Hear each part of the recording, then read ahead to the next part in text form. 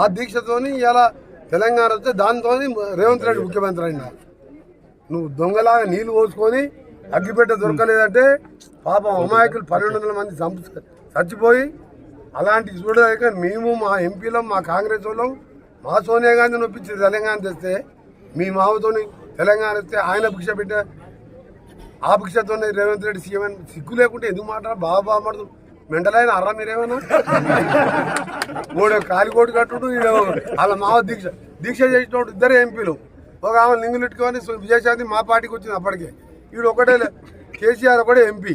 మా ఎంపీలు 13 మంది సొంత పార్టీని సోనియా గాంధీ సస్పెండ్ చేసింది పార్లమెంట్కి వెళ్ళి. నేను మంత్రి పదవి మొత్తం రిజైన్ చేసి గడియారం కాడ కూర్చున్నా. మా నాయకులు ధర్నాలు చేసిను.